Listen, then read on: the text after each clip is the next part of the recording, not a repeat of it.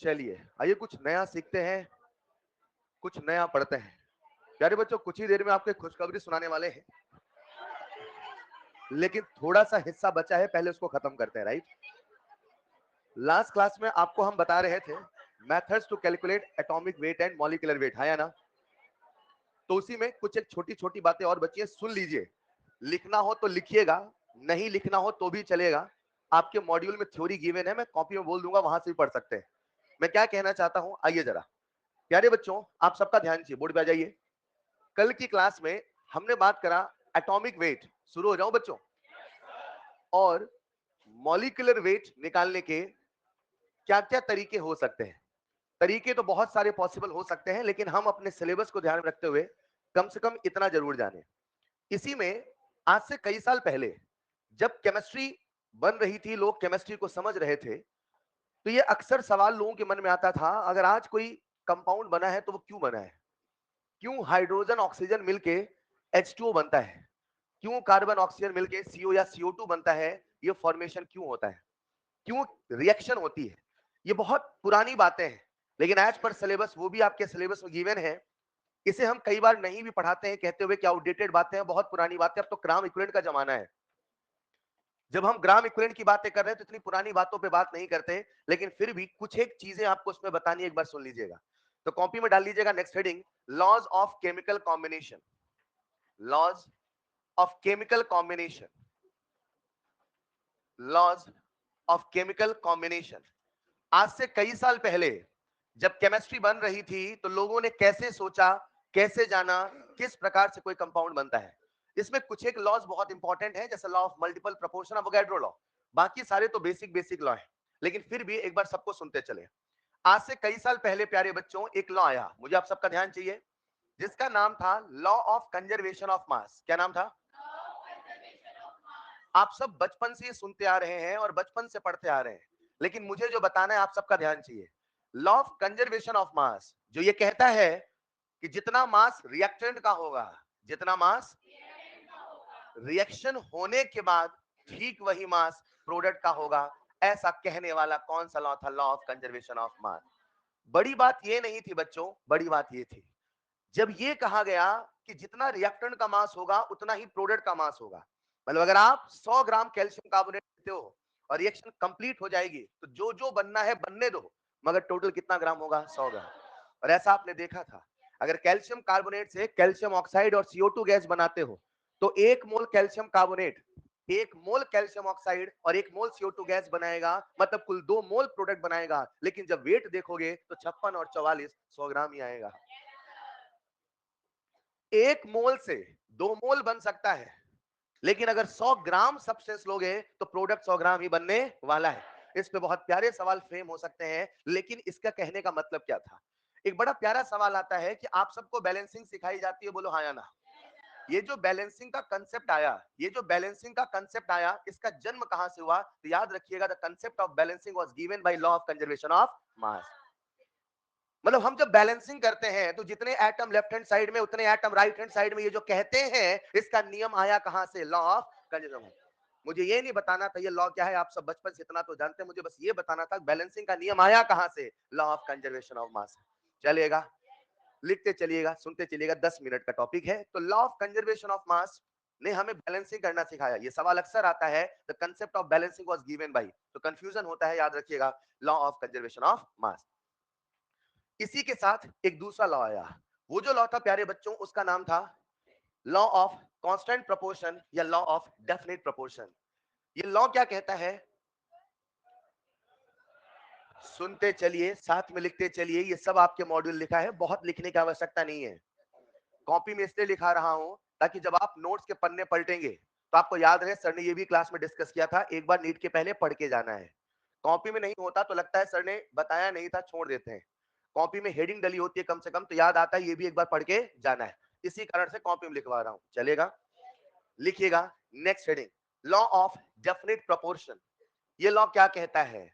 Law of definite proportion, इसका नाम ही इसका मतलब बता रहा। एक लॉ जिसमें प्रोपोर्शन यानी कि रेशियो डेफिनेट होगा, मतलब कि फिक्स होगा। सर किसका रेशियो फिक्स होगा? क्या होगा, कैसे होगा, समझते हैं।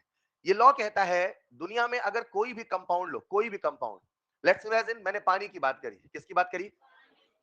ये लॉ कहता है पानी आप किसी भी मेथड से बना लो। ये बहुत पुरानी बात है, समझना। मतलब लोग कैसे सोचा करते थे, सोचते थे यार पानी बनता है तो हमेशा H2O क्यों बनता है। तो इस लॉ ने क्या कहा, पानी को आप किसी मेथड से बना लो। और आप सब ऑर्गेनिक केमिस्ट्री पढ़ के इतना तो जान गए हैं कि वाटर जो बाई प्रोडक्ट है, न जाने कितने रिएक्शन का होता है, बोलो हाँ या ना। ये लॉ कहता है वाटर आप किसी मेथड से बनाओ, किसी भी जगह बनाओ, किसी भी दुनिया में बनाओ, जब जब पानी बनेगा, जब जब, मेरे शब्दों को सुनिएगा, यहीं पे गलती होती है, जब जब पानी बनेगा तो पानी में हाइड्रोजन का मास, पानी में, और ऑक्सीजन का मास, रुको जरा, हाइड्रोजन का कितना ग्राम? 2। ऑक्सीजन का, बोलो ना। इस लॉ का कहना है कि दुनिया में पानी, एक सब्सटेंस किसी भी मेथड से बनाइए, उसके जो कॉन्स्टिट्यूएंट एलिमेंट है, उसके जो बनाने वाले एलिमेंट हैं, that is hydrogen and oxygen, उसके मास का रेशियो, क्या वर्ड बोला मैंने? उसके मास का रेशियो हमेशा फिक्स होगा, हमेशा एक सिंपल नंबर होगा। ये कहने वाला जो लॉ था वो क्या था? Law of definite proportion. उस समय लोगों को मोल नहीं पता था, उनको मोल नहीं समझ में आता था, उनको बॉन्डिंग नहीं समझ में आता था, उनको कोई थ्योरी नहीं पता थी। उन्हें लगता था पानी क्यों बनता है, तो कहते थे पानी के बनने के पीछे कारण है, जब जब ये कंपाउंड इस रेशियो में होगा हमेशा यही बनेगा। ये बनता है क्योंकि ये होता है, ये होता है तो ये बनता है। ये बहुत पुरानी बातें हैं कि नहीं है? ये बहुत पुरानी बातें हैं कि नहीं है? आज हम जिस दुनिया में जी रहे हैं वो कंसेप्ट ऑफ ग्राम इक्विवेलेंट का जमाना है। कोई पूछे पानी क्यों बनता है, because the gram equivalent of hydrogen बराबर ग्राम इक्विवेलेंट ऑफ ऑक्सीजन। अरे हाँ या ना? लेकिन उस समय लोगों को ये नहीं पता था। वो कहते थे देखो भाई इसलिए बनता है क्योंकि दोनों के वेट का रेशियो फिक्स होता है। समझ पा रहे हैं क्या? बस याद रखना, मोल का रेशियो नहीं बोला इस लॉ ने, किसका रेशियो बोला? मास का। बस ये बताना था, चलेगा? लिख लीजिएगा लॉ ऑफ डेफिनेट प्रोपोर्शन, एक लाइन लिख लो। किसी भी कंपाउंड, किसी भी कंपाउंड में कॉन्स्टिट्यूएंट एलिमेंट, किसी भी कंपाउंड में कॉन्स्टिट्यूएंट एलिमेंट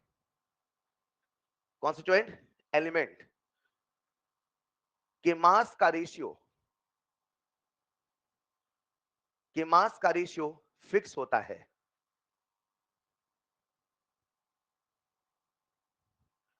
कि मास का रेशियो फिक्स होता है, चाहे किसी भी मेथड से बनाओ। कि मास का रेशियो फिक्स होता है, चाहे किसी भी मेथड से बनाओ। लेकिन इसमें भी एक छोटी सी कमी आई है। वो कमी ये थी कि जो लॉ ऑफ डेफिनेट प्रोपोर्शन है वो आइसोटोप्स में लागू नहीं होता। उस समय लोगों को नहीं पता होता था। आपको याद रखिएगा, मैं कह रहा नहीं बहुत आउटडेटेड है, बहुत पुरानी बातें हैं, लेकिन क्या करें, ऐसा कभी इतिहास था, वो भी पढ़ना पड़ेगा।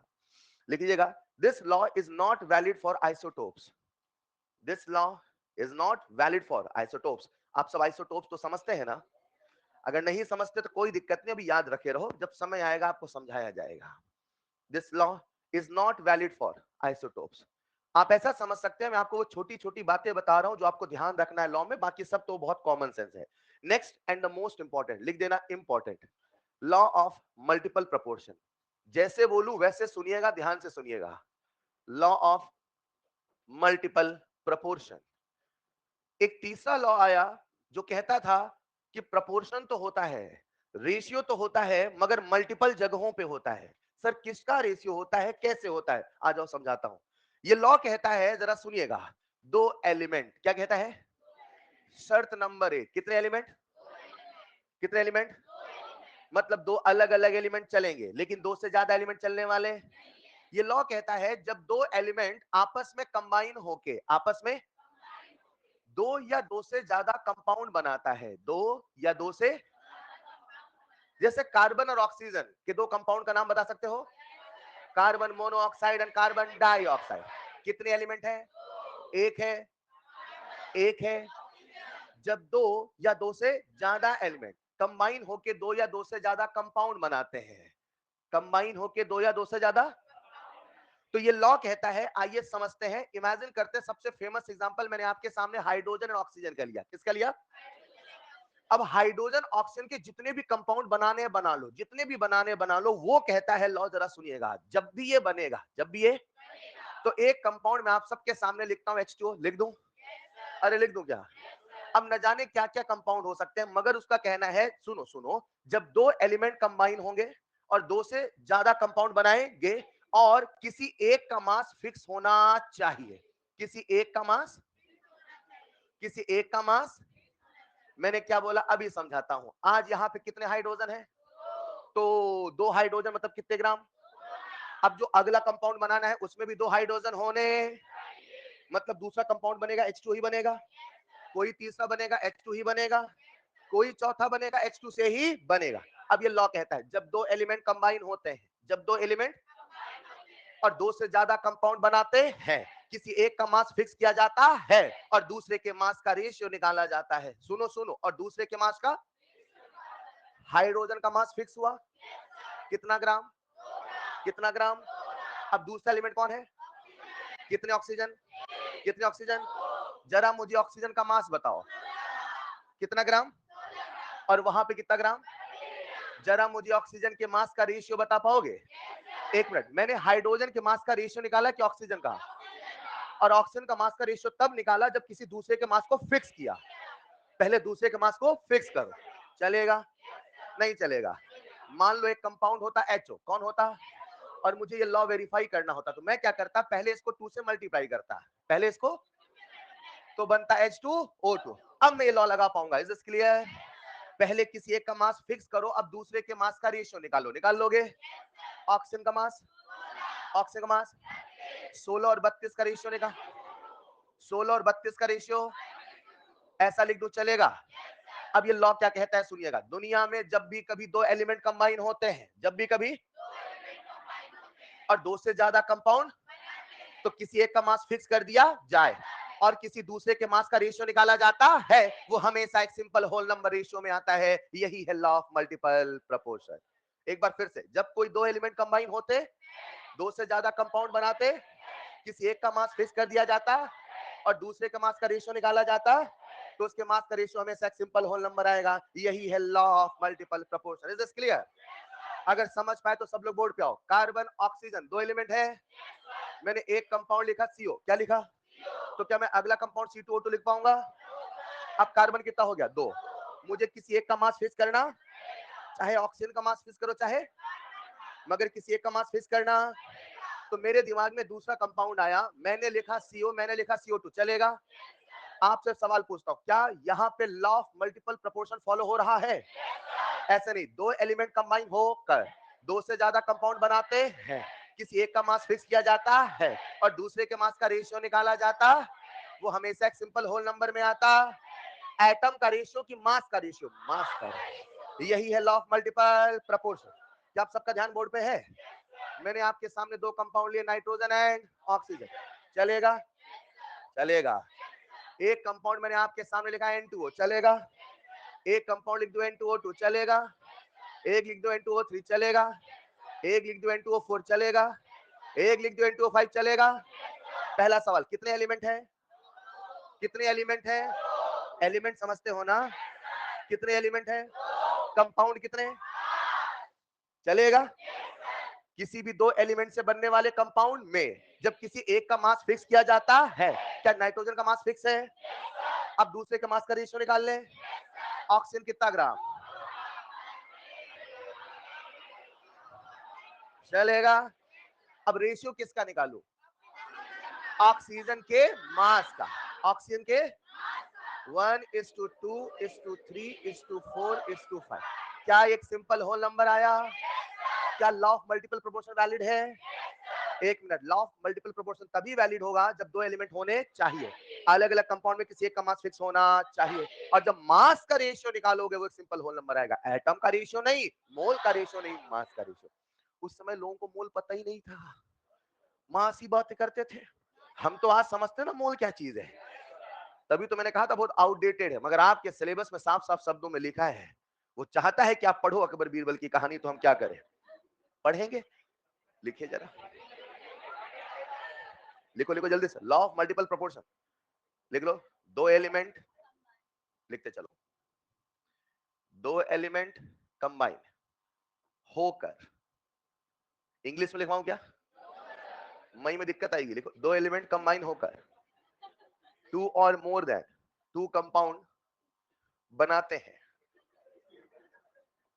टू और, जल्दी लिखे, टू और, मोर देन टू कंपाउंड बनाते हैं। किसी एक का मास फिक्स कर दो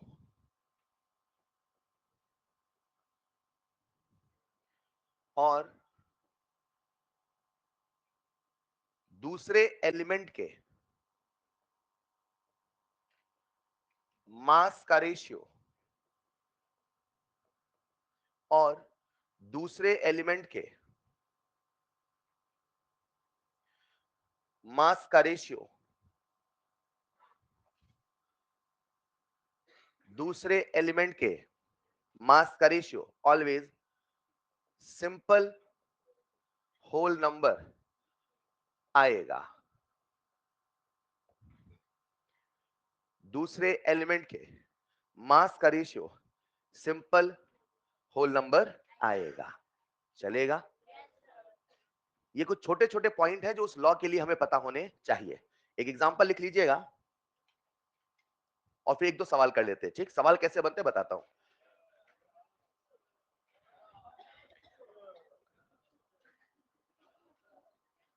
लिख लें, लिख लें।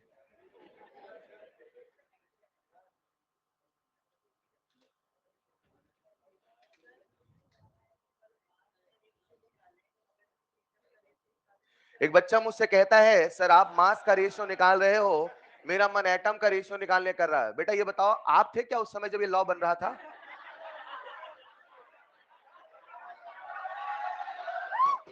जब कभी किसी साइंटिस्ट का स्टेटमेंट पढ़ा जाता है तो वो, हाँ एक मिनट, उस स्टेटमेंट के हिसाब से ही चलना होता है, अपने से दिमाग नहीं लगाना होता। बार बार एक बात क्या कह रहा हूं, ये बहुत पुरानी बातें हैं। मैं तो ये भी कह सकता हूं सब बकवास है, लेकिन मैं ये भी कह रहा हूं नहीं है, सिलेबस में पढ़ना पड़ेगा। तो जिसने जैसा कहा वही, अरे हम बहुत मॉडर्न दुनिया में जी रहे हैं, हाँ या ना? ये क्या है सर, मोल वोल की बातें करो। मगर ठीक है, कहा है लोगों ने, let's give some respect, right? लिखिए, एच एंड ओ, लिख लीजिए। मास का रेशियो 1:2, ठीक है। अगला एग्जांपल लिखेंगे नाइट्रोजन वाला, कुछ एक सवाल कर लेते हैं इसमें।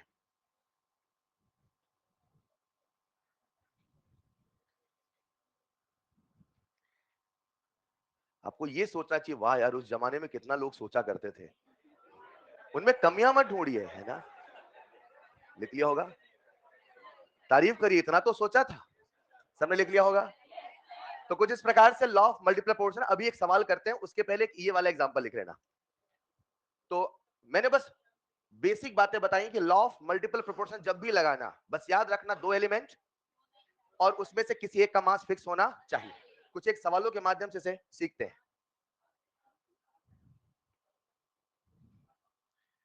बच्चों, ये चैप्टर जो आप पढ़ रहे हैं कुछ ही देर में, लेकिन याद रखिएगा ये एक ऐसा चैप्टर है जो हर चैप्टर में आपको फिर से कहेगा मैं लौट के आऊंगा। ये चैप्टर खत्म नहीं होता है, इसकी बातें अभी आती रहेंगी। अभी आपको आयनिक पढ़ना है, आयनिक तक ये चैप्टर आता रहेगा, ठीक है? तो ऐसा ना सोचिए चैप्टर खत्म हो रहा है, एज पर थ्योरी, मतलब कंटेंट इतना, वो कंटेंट खत्म कर रहा हूं। सवाल इसमें कभी नहीं खत्म हो सकते। इट डिपेंड्स ऑन लेक्चर, कितने लेक्चर होते उतने सवाल करते रहो। समझ पा रहे हैं क्या? कब बैच बना है, कैसा आया है, पहले कौन सा चैप्टर पढ़ा रहे हैं, शुरू में पढ़ाओ तो 20 दिन तक यही है, लास्ट में पढ़ाओ तो 2 दिन तक यही है। समझ पा रहे हैं? डिपेंड करता है इसको आप फिट कहां कर रहे हैं। तो इट डिपेंड्स ऑन दिस, ये चैप्टर ऐसे ही चलता है। फिलहाल लिख लिया होगा सबने। कुछ इस प्रकार से ये कहता है लॉ ऑफ मल्टीपल प्रोपोर्शन। आइए एक सवाल लिखते हैं, लिखना जरा। Identify, identify in which case, identify in which case, in which case law of multiple proportion, identify in which case law of multiple proportion justified. मैंने सभी सवालों को कुछ एक इस प्रकार से अरेंज कर दिया। आपको बताना है कहां पर law of multiple proportion justified हो रहा है। लिख लें, बहुत सारे ऑप्शन हैं।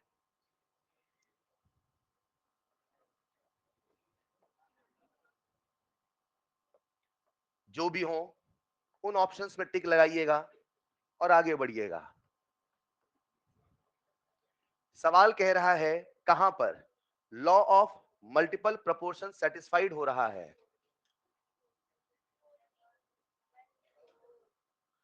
अपने आंसर कृपया कॉपी में लिखें।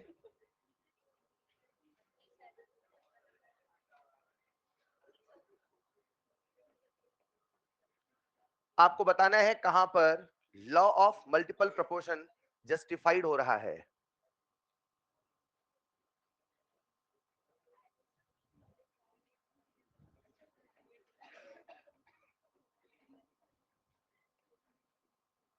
चलिए, कुछ 5 से 7 सवाल लिखे हैं, यहाँ पे बहुत प्यारे सवाल भी और बनाए जा सकते हैं। अगर न्यूमेरिकल है तो बस यही सोचना है कि किसी एक के मास का रेशियो फिक्स करना है और दूसरे के मास के रेशियो का सिंपल नंबर आना ही लॉ ऑफ मल्टीपल प्रोपोर्शन का जस्टिफिकेशन है। बस उन कंडीशन चलिए, पहला वाला बताओ, लॉ ऑफ मल्टीपल प्रोपोर्शन है कि नहीं? 2 एलिमेंट होना चाहिए, 2 से ज्यादा कंपाउंड होना चाहिए और किसी एक का मास फिक्स होना चाहिए। तो दूसरे का मास का रेशियो निकालोगे, सिंपल होल नंबर आएगा, यानी यहाँ पे law of multiple proportion justified है। चलेगा। अगला वाला, क्यों 2 एलिमेंट 2 कंपाउंड? सर Cl और Br अलग अलग हो गया, मतलब यहाँ पे law of multiple proportion justified नहीं है। अगला वाला, क्यों है तो H और O। अगला वाला है क्या? अब कुछ कह रहे हैं साहब CaCl2 ये कहां बनता है CaCl, तो थोड़ा देखो सही, कंपाउंड रियलिस्ट CaCl बन जाएगा? CaCl बन जाएगा, मैं आपसे पूछ रहा हूं। हाँ मैं मानता हूं आप 12वीं पास है, मान लूं, मैं मानता हूं भी आपने आईओ से नहीं पढ़ा, मगर 12वीं तो पास है भाई साहब। CaCl बनेगा क्या? कैल्शियम अल्कलाइन अर्थ मेटल है कि नहीं है? उसमें से कितना इलेक्ट्रॉन आएगा? तो अगर +2 आए तो क्या Cl यहाँ पे ऐसे जुड़ेगा? भाई CaCl2 होना चाहिए, C हाफ होना चाहिए। ऐसा कंपाउंड नेचर में एग्जिस्ट करता है क्या? कुछ हाइपोथेटिकल सवाल हो, मतलब ऐसा थोड़ी है कि हर जगह मुझे रूल देखना, ये भी देखो कंपाउंड एग्जिस्ट कर रहा है कि नहीं कर रहा। ये कंपाउंड एग्जिस्ट करता है क्या? नहीं करता। आपने रूल लगाया 2 एलिमेंट होने चाहिए, किसी एक का मास फिक्स होना, अरे थोड़ा दिमाग भी तो लगाओ यार। ये कंपाउंड नेचर में एग्जिस्ट करता नहीं है, तो लॉ ऑफ मल्टीपल प्रोपोर्शन होगा कि नहीं होगा? नहीं होगा। आओ जरा अगला वाला, SO2 H2O3, क्यों नहीं होगा? नहीं सुनाई दिया? कितने बच्चे कह रहे हैं law of multiple proportion follow कर रहा है? कितने कह रहे नहीं फॉलो कर रहा है? अब इसे कहते हैं थोड़ा सा दिमाग लगाओ। ये क्या लिखा है? SO2। आओ ना, ये क्या लिखा है और ये क्या लिखा है? अब आप मुझसे कह सकते हो ये कंपाउंड एग्जिस्ट है कि नहीं, उसके लिए आपको जानकारी चाहिए बॉन्डिंग की। किसकी चाहिए? अब मैं क्या कहूंगा, अगर आपको जस्टिफाइड करना है, प्लीज आप सबका ध्यान चाहिए, जस्टिफाइड करना है तो आप ये भी तो सोच सकते हो कुछ ऐसा। मैंने आपके सामने कंपाउंड लिखा N2O, क्या लिखा? और यहां लिखा N2O2। हेलो, इस N2O2 को क्या मैं NO नहीं कह सकता? और NO, और मैं आपके सामने आपसे पूछ रहा हूं, यहां लिखा मैंने NO, क्या लिखा? और वही वाला सवाल है कि मैं आपसे कहूं NO और N2O में law of multiple proportion follow हो रहा कि नहीं हो रहा? तो आप, अब क्यों हो रहा है? क्यों हो रहा है? क्यों हो रहा है? ये वही वाली तो बात हुई कि सर आपको जब भी मल्टीपल प्रोपोर्शन लगाना है, किसी एक का मास फिक्स होना, बोलो ना यार, हाँ या ना? अब मैं आपसे एक सवाल पूछता हूं, आज आपके सामने यहां लिखा SO2 और H2O3, अगर मैंने इस कंपाउंड में सल्फर का मास देखा कितना है?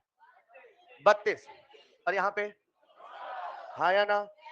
मेरे पास दो ऑप्शन है, अगर मुझे लॉ ऑफ मल्टीपल प्रोपोर्शन देखना है और वो कंपाउंड नेचर में एग्जिस्ट करता है तो किसी एक का मास फिक्स करना पड़ेगा। वो करने के मेरे पास दो तरीके हैं, या तो इसको कर दूं मैं आधा, या तो इसको कर दूं दुगना। बोलो हाँ या ना? रुको, अभी खेल खत्म नहीं हुआ। दुगना बस करना नहीं है, उसके बाद चेक करना है मास का रेशियो सिंपल होल नंबर है कि नहीं है। रुको जरा जरा, एक बार इसको 2 से मल्टीप्लाई करो, क्या बना?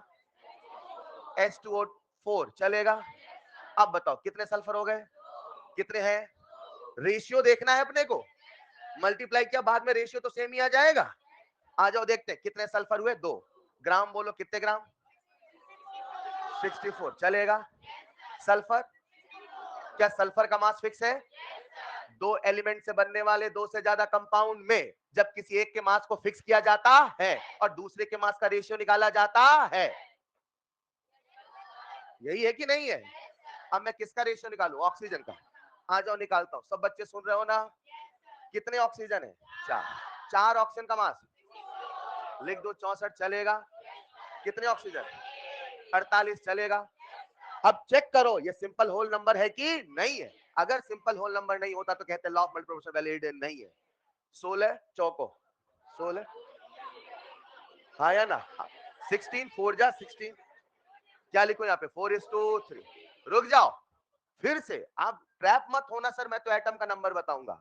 हमेशा सवाल क्या फ्रेम करेगा, आपको रूल से चलना पड़ेगा। आज यहाँ पे दोनों के मास का रेशियो कितना है? 4:3। ये सिंपल होल नंबर है कि नहीं है? तो मल्टीपल प्रोपोर्शन वैलिड है कि नहीं है? मैं फिर कहता हूं मल्टीपल कैसे लगाओगे? दो एलिमेंट होने, दो से ज्यादा कंपाउंड होने, किसी एक का मास फिक्स होना, कंपाउंड एग्जिस्ट नहीं करता। हाइपोथेटिकल सवाल एक अलग चीज है, ऐसा सवाल नीट में नहीं आएगा, आप भी जानो। मैं आपसे इसे चेक कर रहा था कि आंख बंद करके तो नहीं सवाल कर रहे हो, समझ पा रहे क्या? मगर ये कंपाउंड एग्जिस्ट करने वाला, कंपाउंड कौन एग्जिस्ट करेगा नहीं करेगा, वो किसका पार्ट है? केमिकल बॉन्डिंग का। हेलो, अब मैंने कहा इस कंपाउंड में एक सल्फर था, तो खुद से भी मल्टीप्लाई करके सोच सकते हो ना सर। खुद से मल्टीप्लाई किया तो दो सल्फर हो गए, 32 64 64। अब मैंने ऑक्सीजन के मास का रेशियो निकाला। Is this clear? फिर पूछता हूं, बताओ ये मल्टीपल प्रोपोर्शन फॉलो कर रहा कि नहीं कर रहा? कर रहा है। Is this clear?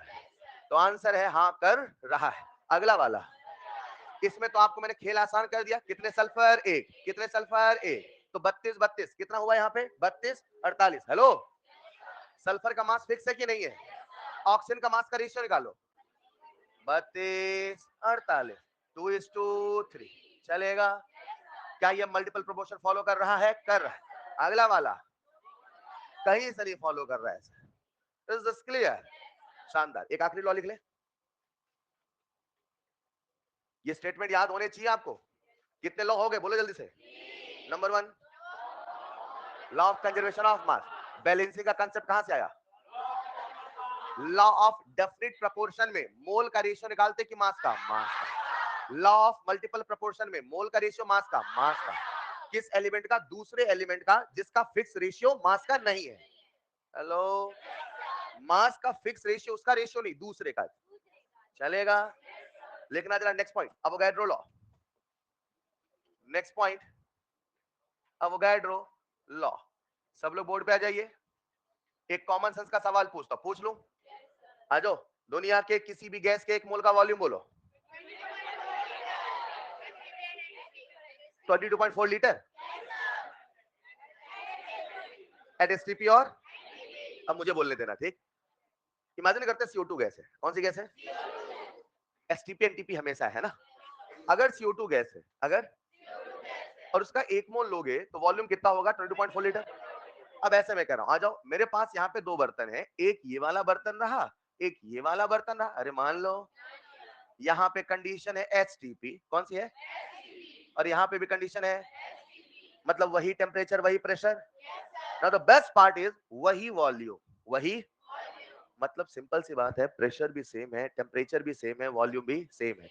यहाँ मैंने गैसेस भरी हैं बड़ी बड़ी, सबको दिख रही है, और यहाँ मैंने गैसेस भरी है छोटी छोटी, सबको दिख रही है। मतलब यहाँ पे मॉलिक्यूल बड़े बड़े, यहाँ पे मॉलिक्यूल छोटे छोटे। अगर प्रेशर वॉल्यूम टेम्परेचर सेम है, अगर प्रेशर वॉल्यूम टेम्परेचर, अगर प्रेशर वॉल्यूम टेम्परेचर, अगर प्रेशर वॉल्यूम टेम्परेचर, तो बताओ अंदर मॉलिक्यूल सेम होंगे अलग होंगे? ये पहले, आज से कई साल पहले कहने वाले साइंटिस्ट का नाम था अवोगाड्रो। क्या नाम था? उसके बाद एक इक्वेशन आ चुकी, इसका नाम था ideal gas equation. Ideal gas equation क्या कहती है? PV equal to NRT. Hello, अगर प्रेशर है सेम, वॉल्यूम है सेम, टेम्परेचर है सेम, तो मोल भी होगा सेम। ये तो कॉमन सेंस है, हाँ या ना? लेकिन जब नहीं था उस समय भी किसी बंदे ने कहा था, उसका क्या नाम था? अवोगाड्रो। उसने कहा था तो two container having same conditions of pressure volume temperature will contain same moles, will contain same. अब यहाँ पे सवाल कैसे बनाता है सुनना। यहां भरो CO2, यहां भरो हीलियम, ध्यान से सुनना, यहां भरो, यहां भरो। लेट्स इमेजिन यहां पे CO2 के एक मोल, CO2 के, तो हीलियम के, CO2 मॉलिक्यूल है कि एटम? हीलियम। चलेगा? चलो ऐसे समझते हैं। अब मैंने यहाँ पे हीलियम नहीं, मैंने यहाँ पे O2 भरा। क्या भरा? मान लो इसका 1 मोल, मान लो इसका 1 मोल, मान लो। सवाल आपसे नेगेटिव कहां कराता, वहां आ रहा हूं, ठीक? इसके कितने मोल माने? इसके अंदर 1 मोल CO2 मॉलिक्यूल के हैं कि CO2 एटम के? और यहाँ पे 1 मोल O2। जब प्रेशर होगा सेम, वॉल्यूम होगा सेम, टेम्परेचर होगा सेम, तो दोनों बर्तन में गैसेस के मॉलिक्यूल सेम होंगे कि एटम सेम होंगे? Molecule. Under same pressure volume temperature molecule same होगा, एटम सेम हो कोई जरूरी? वो तो डिपेंड करता है गैसेस के नेचर पे। एवोगैड्रो लॉ ने क्या बोला, समझ पाए क्या? लिखो जरा एक line, under same condition of, under same condition of, under same condition of Pvt, pressure volume and temperature, Pvt, under same condition of PVT, gases will be having, gases will be having, gases will be having equal molecules, gases will be having equal molecules. Side में लिखना बादल बना के, not necessarily atom, not necessarily atom, not necessarily atom, atom हो कोई जरूरी, एक diagram बना लेना, एचटीपी, एचटीपी, अगर एसटीपी ना हो, कोई भी प्रेशर, कोई भी वॉल्यूम, कोई भी टेम्परेचर हो, अगर वहां फला मोल है तो यहां पे भी फला मोल होंगे, समझ पाए क्या? वहां पे एक्स है तो यहां पे भी एक्स होंगे। हालांकि बाद में आइडियल गैस से जस्टिफाइड होता है, बस याद रखना एवोगैड्रो साहब ने मॉलिक्यूल बोला था, एटम नहीं बोला था, इसी में घुमाता है आपको।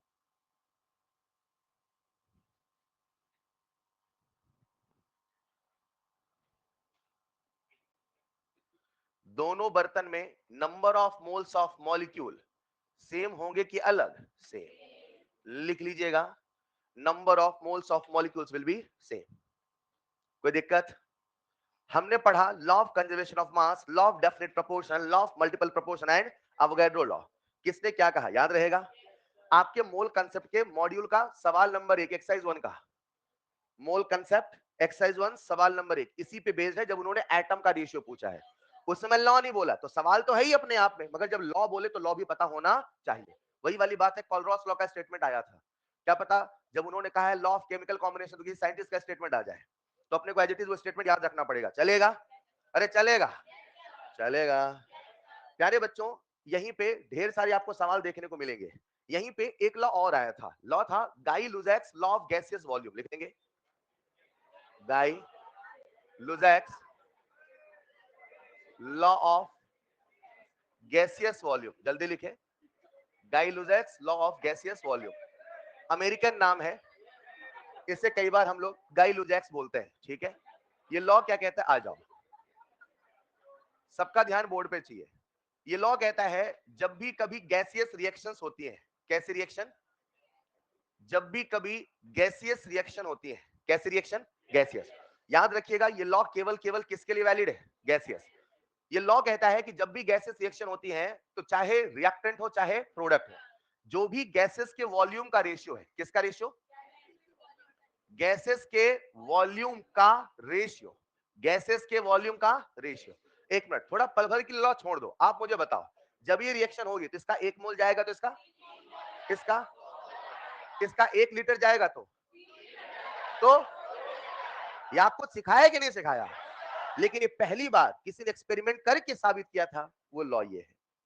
मतलब ये जो आपको बचपन से पता है, अरे पता है ना, वो पहली बार किसी ने बताया था एक्सपेरिमेंट करके, ऐसा नहीं था वो आसमान में आया था, हर चीज एक्सपेरिमेंट से आती है। चलेगा? लिखिएगा, गैसेस के वॉल्यूम का ratio simple simple whole number ratio होगा, सिंपल होल नंबर रेशियो होगा। चलेगा? यहां पे लॉ ऑफ केमिकल कॉम्बिनेशन होता है खत्म, as per your NEET syllabus. इतने लॉज आपको पता होने चाहिए। चलेगा भाई? अब यहाँ पे एक छोटा सा फैक्ट बता रहा हूँ और एक दो सवाल कराता हूँ, फिर इस चैप्टर करते हैं फिनिश। हेलो, ये चैप्टर फिर लौट के आएगा इक्विलिब्रियम में, फिर लौट के आएगा आयोनिक में, चलता रहेगा आपके साथ। चलेगा? एक फैक्ट बता रहा हूँ, बता दूं क्या? आप लोगों ने आईओसी का नाम सुना है? उसमें एस ब्लॉक का नाम भी सुना है? सुना है क्या? तब तभी तो मैं कह रहा हूँ सुना है, ठीक। तो एस ब्लॉक में ऐसा आपको पढ़ाया जाएगा, बताया जाएगा था कि हाँ, जो CO2 गैसेज है, जैसे समझना कहीं पे CO2 गैस है, मान लो यहाँ पे रूम में CO2 गैस है, राइट? अभी कुछ दिनों पहले कोरोना आया था, है ना? तो उसमें वो मशीन आया करती थी, ऑक्सीजन लेवल बताती थी ऐसे, याद है कि नहीं याद है? याद है कि नहीं याद है? हाँ, जो भी नाम था मशीन का, फला फला, वो कैसे बता देती थी यार ऑक्सीजन लेवल कितना है। वहीं पे कुछ मशीनें ऐसी होती है, जैसे आज मैं यहाँ पे रख दूं तो वो मुझे बता देंगी इस रूम में कितना ऑक्सीजन है। कंसेप्ट क्या होता है, जैसे मान लो आज यहाँ पे मैंने कोई रिएक्शन कराई, राइट, कंबस्शन कराया, तो कंबस्शन में CO2 गैस आई। कौन सी गैस आई? अब CO2 गैस आई कितनी, इसको बताते कैसे? देख के थोड़ी बताते हो सर 5 लीटर आ रहा है, ये बताते कैसे? तो होता क्या है, कुछ केमिकल सब्सटेंस होते हैं जो हमें याद होने चाहिए। कुछ केमिकल सब्सटेंस कैसे, आ जाओ जरा। अगर कभी बोले ओजोन, क्या बोले? एक तेल होता है तारपीन का तेल, सुना है क्या? टर्पेंटीन ऑयल इंग्लिश में कहते हैं। जो तारपीन का तेल होता है, जो टर्पेंटीन ऑयल होता है, बहुत बढ़िया ओजोन को एब्जॉर्ब करता है। किसको? अब सवाल कैसे बनेगा सुनना। मान लो कोई रिएक्शन है, आ जाओ सब लोग बोर्ड पे। O2 से बन रहा है ओजोन। O2 मान लो, बैलेंस कर लोगे ना? नहीं कर पाओगे। यहाँ लिखो 2, यहाँ लिखो 3, चलेगा? रुको, पहले मुझे बताओ इसका 3 मोल जाएगा तो 10 मोल जाएगा तो कोई दिक्कत नहीं, कोई दिक्कत नहीं, इधर आइए। आपसे बन जाएगा, मान लेते हैं, ठीक। ये जो ओजोन है आया कितना, इसका पता कैसे करें? तो जहां रिएक्शन होती है वहीं पे टर्पेंटीन ऑयल होता है। कौन सा ऑयल होता है? टर्पेंटीन ऑयल पूरा का पूरा ओजोन कर लेता है एब्जॉर्ब। क्या करेगा? तो जब भी कभी सवाल बोले ओजोन, तो आपके दिमाग में तुरंत आना चाहिए टर्पेंटीन ऑयल इसको एब्जॉर्ब करेगा। चलेगा? सबसे ज्यादा जो सवाल आता है वो आता है ऑक्सीजन पे। O2 जब पहले आजकल जैसे डिजिटल फोटोग्राफी आ चुकी है, पहले जब वो रील विल साफ करते थे फोटो की, है ना, तो उसमें वो सिल्वर का सॉल्ट लिया करते थे। उस समय एक सॉल्यूशन लेते थे, उसका नाम था पायरोगैलॉल। क्या नाम था? शायद आप लोगों ने ऑइल केमिस्ट्री पढ़ भी लिया होगा। बेंजीन 3OH, छोड़ो, एक नाम था पायरोगैलॉल, ठीक। पायरोगैलॉल जब एल्कलाइन होता है, कैसा होता है? एल्कलाइन। उससे हम लोग बोलते हैं एल्कलाइन, मतलब बेसिक मीडियम में। एल्कलाइन पायरोगैलॉल एक ऐसा सब्सटेंस होता है जो O2 को एब्जॉर्ब करता है। O2 को, अब समझना, आपके पास हाथ में लेट्स इमेजिन एक बर्तन में एल्कलाइन पायरोगैलॉल 100 ग्राम है। कितना ग्राम है? और आपने जैसे कैसे एटमॉस्फेयर रखा जहां O2 था, तो वो O2 क्या करेगा? एब्जॉर्ब। तो उसका वेट बढ़ेगा नहीं बढ़ेगा? जितना वेट बढ़ा, पता चल गया मतलब इतना O2 आके एब्जॉर्ब हुआ है। तो इस प्रकार से ऑक्सीजन कंटेंट पता चलता है। तो ऑक्सीजन कंटेंट कभी पता करना हो, कौन सा सब्सटेंस है? Alkaline pyrogallol. In the same way CO2 या SO2 के लिए एल्कलाइन सॉल्यूशन। एस ब्लॉक में ऐसा पढ़ाते थे वो, लाइम वाटर वगैरह, कि जब हाँ CO2 गैस को पास करते हैं, CO2 गैस एब्जॉर्ब हो जाती है, याद है? तो इस प्रकार से CO2 गैस का अमाउंट पता चलता है। अब सवाल है इसमें सवाल कैसे बनता है, बताता हूं। लिखिएगा नेक्स्ट पॉइंट, ट्रिपल स्टार बना के, सम फैक्ट लिख लो बच्चों। कुछ कह रहे सर ये सब मोल कंसेप्ट में ही है क्या? लिख लो। हाँ बेटा, ये मोल कंसेप्ट में ही है। वीडियो बहुत फ्लक्चुएट हो रही, मैं अपने एंड से रिफ्रेश कर देता हूं, आप भी अपने एंड से करते रहिए।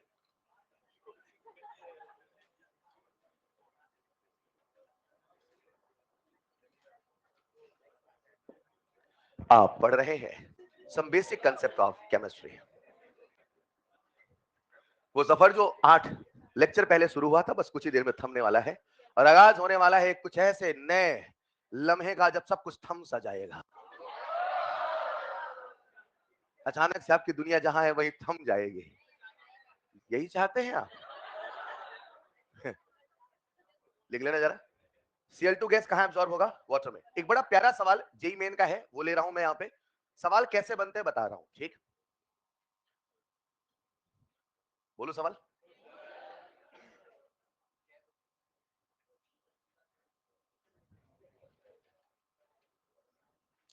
ये आपको याद रखना पड़ेगा कुछ fact. Oxygen alkaline pyrogallol, CO2 SO2 alkaline solution, ammonia acidified solution. अगर कोई भी एसिडिफाइड सॉल्यूशन है, आयनिक क्लोरीन में यूज होगा। अमोनियम सॉल्ट कैसे बनते हैं? कभी भी कोई एसिडिफाइड सॉल्यूशन है, वहां अमोनिया गैस वो हो जाएगी एब्जॉर्ब। चलेगा? सवाल कैसे बनते हैं, सवाल के मान सिखाता हूं, सिखा दूं क्या? एक सवाल लिखिएगा जरा। 10 ml ऑफ, आराम से लिखना सवाल। 10 ml ऑफ, सवाल में स्टार लगा देना। 10 ml of unknown hydrocarbon, 10 ml of unknown hydrocarbon on on reaction with on reaction with 33 ml of O2, on reaction with 33 ml of hydrocarbon. कितने ml है? 10। ऑक्सीजन कितने ml है? तो क्या आप ये मान सकते हो कि सारा सारा ऑक्सीजन खत्म हो जाएगा? क्या आप ये मान सकते हो सारा हाइड्रोकार्बन खत्म हो जाएगा? बिना सवाल पढ़े कुछ भी नहीं मान सकते। अरे बोलो ना। आगे लिखो 33 ml of O2 undergoes complete combustion of hydrocarbon, undergoes complete combustion of hydrocarbon, hydrocarbon का कंप्लीट कंबशन होता है, undergoes complete combustion of hydrocarbon at 373 Kelvin, at 373 Kelvin। रुको, हाइड्रोकार्बन का कंप्लीट कंबशन हुआ कि नहीं हुआ? तो खत्म कौन होगा, O2 की हाइड्रोकार्बन? O2 खत्म हुआ, कोई जरूरी? ये सवालों का इंटरप्रिटेशन बहुत जरूरी है, ऐसा ही सवाल आपको पीवाईक्यू मिलेगा। मैंने कहा था पहले केवल 2 ही सवाल कठिन है, मगर सच में उम्दा लेवल के सवाल आए थे।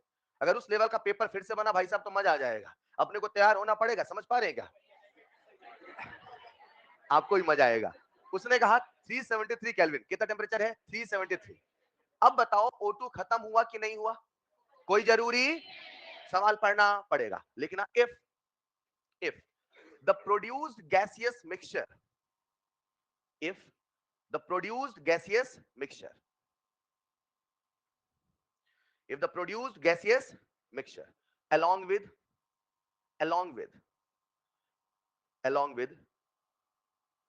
gaseous mixture of remaining substance, if produced gaseous mixture along with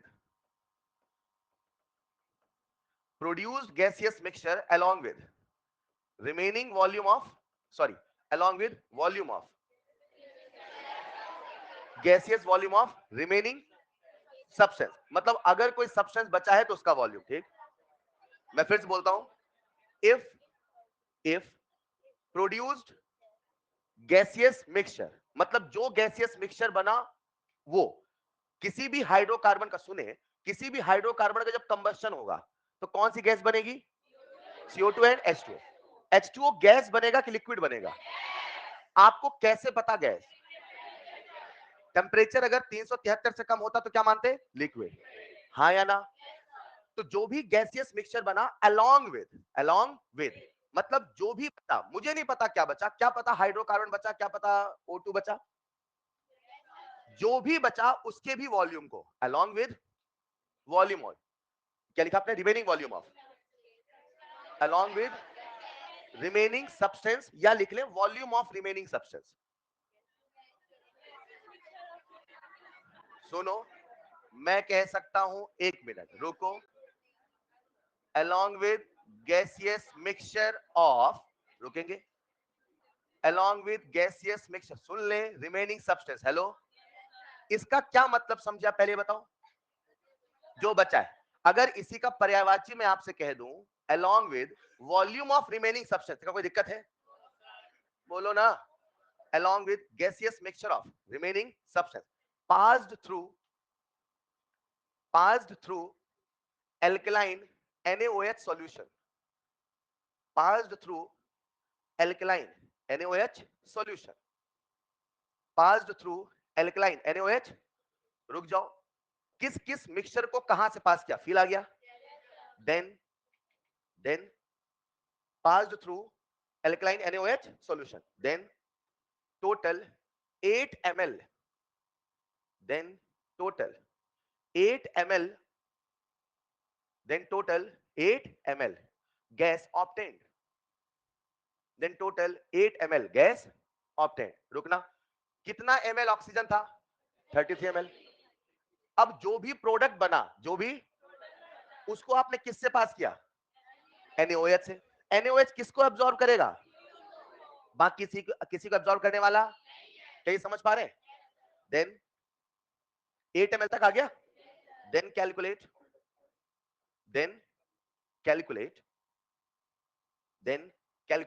volume of, then calculate volume of water vapor, then calculate volume of water vapor in the mixture, then calculate volume of water vapor in the mixture if, अरे लिख तो लो, if 10 ml of oxygen left behind, if 10 ml of oxygen left behind, लंबा सवाल हो गया, if 10 ml of oxygen left behind, कितना line सवाल हुआ? चलो, जो भी लाइन का था, मेरे पास एक हाइड्रोकार्बन है CXH, आ जाइए, इसकी रिएक्शन किसके साथ हुई? O2 के साथ, तो क्या बनेगा CO2 और H2O। एक मिनट आपका ध्यान चाहिए प्लीज। O2 के कितने ml थे? 33। कितने ml बचे हैं? कितने ml बचे हैं? 33 थे, कितने बचे? डन। मतलब कितने जल गए? चलेगा। अब वो कहता है ये जो पूरा का पूरा मिक्सचर, प्लीज आपका ध्यान चाहिए, ये जो पूरा का पूरा, इसमें कुछ वॉल्यूम CO2 का भी होगा, कुछ वॉल्यूम H2O गैस माने कि लिक्विड माने। इस पूरे मिक्सचर को किस में पास किया? NaOH में। वो किसको एब्जॉर्ब करेगा? चलेगा। करेगा नहीं करेगा? वो किसको एब्जॉर्ब करेगा? अब जब CO2 को एब्जॉर्ब कर लिया तो कितना ml बचा? बोलो बच्चों, कितना ml बचा? ये जो 8 ml बचा वो किसका होगा? सोच के जवाब देना। पूछ रहा हूं मैं आपसे, एक बार फिर से आ जाओ प्लीज, साथ में चलो ना यार। मुझे बस ये बताना था सवाल कैसे बन रहे हैं। ऐसे सवाल आए तो ठीक, नहीं है तो आपको समझना हमें सोचना क्या है। अगर आपसे बोला टोटल कितना ml O2 था? 33। कितना ml बचा? 10। मतलब कितना ml जल गया? जो जल गया उससे मतलब अभी ये भी बचा है, बोलो हाँ या ना। बचा है कि नहीं बचा है? मैं बस फील कराना चाह रहा हूँ कंसेप्ट क्या है। ठीक, कितना ml बचा है? 10 ml। अब 10 ml O2 भी तो गैस है ना, ये भी तो पूरा गैस है ना। मतलब आप ऐसे समझो मेरे पास एक कंपोनेंट A है, एक कंपोनेंट B है, एक कंपोनेंट C है। आपने इसको पास किया NaOH से, बोलो हाँ या ना। इसमें से कौन एब्जॉर्ब होगा? केवल CO2। अब जब CO2 एब्जॉर्ब होके आपको वॉल्यूम मिला, वो कितना ml मिला? कितना ml मिला? अब दिमाग लगाओ, जो 8 ml है वो इसका है कि इन दोनों का है? कितना ml है? अब एक सवाल मैं आपसे पूछता हूं, अगर मैं आपसे पूछूं, लेट्स इमेजिन आज यहाँ पे O2 कितना ml बोला है? 10 ml। अगर आपसे पूछूं पानी कितना ml है, तो शायद अभी आप नहीं बता सकते क्योंकि हाइपोथेटिकल लग रहा, सर ये संभव ही नहीं है। जब O2 10 ml बचा है तो 8 ml कैसे बचा? फिलहाल लॉजिक क्या था? क्या ऐसा ही सवाल ओजोन के लिए, क्या ऐसा ही सवाल O2 के लिए, क्या ऐसा ही सवाल किसी कंपाउंड में बनाया जा सकता है? कल को Cl2 के लिए बनाया जा सकता है, लेकिन Cl2 होगा तो किससे पास कराओगे? वाटर से। आज मैंने इन दोनों बनाया तो किससे पास कराया? एल्कलाइन से। O2 होगा तो एल्कलाइन, पायरोगैलॉन। अब आपको ये याद नहीं है तो फिर सवाल नहीं कर पाओगे, इसलिए आपको याद होना। फिलहाल अगर मैं आपको इसका ऑप्शन दूं, कितना ml बचेगा, कौन बचेगा, तो मुझे बताओ ये सवाल में पानी बचेगा कि हाइपोथेटिकल डाटा में सवाल है? इमेजिन करते हैं इसी सवाल में मैंने आपसे कहा होता O2 का 5 ml बचा, कितना ml? क्या अब आप मुझे बता सकते हो वाटर कितना ml? कितना ml? 3 ml। ये सवाल पढ़ने में आपको बहुत लेंदी लग सकते हैं, ये सब लास्ट ईयर के मॉड्यूल था, वो सब हटा दिया था, लगा कि कभी आएगा नहीं, लेकिन सारे सवाल थे। ठीक, इसीलिए मैं इसको करा रहा हूं, इसकी एलपी आपको अलग से दूंगा, चलेगा। आपको सोचना क्या है, ये सवाल पढ़ने में 6 लाइन 7 लाइन 8 लाइन के हो सकते हैं, लेकिन आप बस इस इमेजिनेशन को याद रखना कि कौन सा सब्सटेंस कहां एब्जॉर्ब होता है, चलेगा। अभी फिलहाल इस सवाल के हिसाब से कितना ml O2 बचा है? 10। तो बताओ वाटर वेपर उसमें होगा कि नहीं होगा? सर वाटर वेपर होगा, लेकिन जो सवाल है वो काल्पनिक ऐसा हो ही नहीं सकता। मुझे लगता है अगर एक ऑप्शन होता मोर इन्फॉर्मेशन इज प्रोवाइडेड या मोर इन्फॉर्मेशन नीडेड, या सवाल कहता है इनसफिशिएंट डाटा, तो शायद वही आंसर होता। अरे हाँ या ना, नीचे आंसर लिखिएगा। Since since volume of oxygen is since volume of oxygen is volume of oxygen is 10 ml, volume of oxygen is, असली सवाल दिया है, इसका आंसर था इनसफिशिएंट डाटा। ठीक है, यही पे सवाल फ्रेम है तो अपन इसको 10 ml ना कहकर 5 ml लिख लेते हैं। अरे चलेगा। सिंस ऑक्सीजन इज, क्या लिखा आपने? 10 ml। Hence hence hence numerical is hypothetical, hence numerical is hypothetical, और we can say answer will be insufficient information, और we can say answer is insufficient information, चलेगा। अगर कभी ऐसा कोई सवाल आए तो अपने को इनिशियल टोटल वॉल्यूम को कंपेयर करना पड़ेगा, और फिर कुछ इस प्रकार से सवाल कर सकते हैं। इनसफिशिएंट इंफॉर्मेशन प्रोवाइडेड, चलेगा। अगर और सवाल में इंफॉर्मेशन होता हाइड्रोकार्बन क्या है सर और क्या है, तो फिर हम बता पाते हैं। अभी इस लेवल पे तो हम नहीं बता सकते। 10 ml है तो 10 ml सर कैसे बचा, अगर टोटल आप कह रहे हो 8 ml है, राइट? या तो 10 ml से ज्यादा है या तो वो 8 ml 10 ml से कम है, यस और नो। फिलहाल हमने अभी तक क्या क्या सीखा आज की और कल की क्लास में? Methods to calculate atomic weight, molecular weight, सबको क्लियर है? इक्विवेलेंट मेथड आपको एक बार रेडॉक्स से पढ़ना पड़ेगा, प्लीज पढ़ लेना। हेलो, इक्विवेलेंट वेट की सारी कहानी कहां पढ़ा रखी है? रेडॉक्स में। अगर किसी को लगे तो वो देख लेना। उसके बाद वोलेटाइल क्लोराइड मेथड जरूर याद रखिएगा, वोलेटाइल क्लोराइड मेथड याद रहेगा, कोई दिक्कत तो नहीं? उसके बाद आपने बात करी लॉज पे, law of conservation of mass, definite proportion, multiple proportion और बहुत सारे फैक्ट। अगेन ये जो मैं कल से बता रहा हूं ये सब नहीं भी पढ़ाते थे, और अगर पढ़ा रहे हैं तो एक बार रिवाइज करना है, बस ये मकसद है। चलेगा? नीचे क्रॉस करिएगा, लिखिएगा द एंड।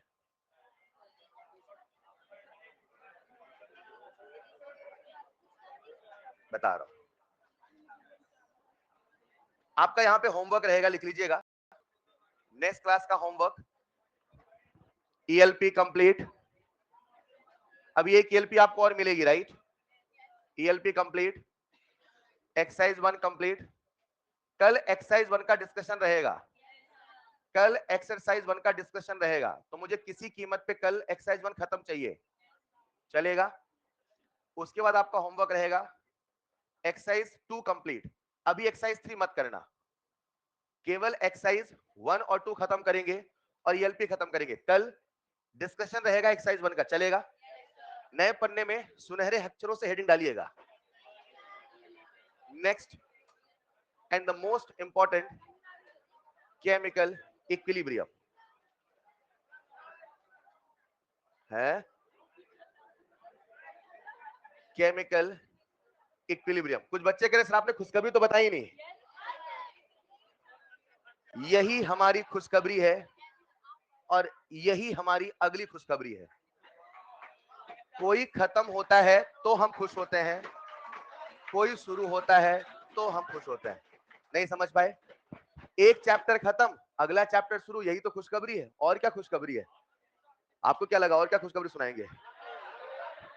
कुछ कह रहे सर छुट्टी वुट्टी बताओ तो अच्छा लगे। खैर आ जाओ, आप सबका ध्यान चाहिए। हम लोग एक नया चैप्टर स्टार्ट, इसका नाम है केमिकल इक्विलिब्रियम। सबसे पहले चैप्टर का फ्लो देख लो, चैप्टर का तरीका देख लो। सब लोग बोर्ड पे आ जाइए।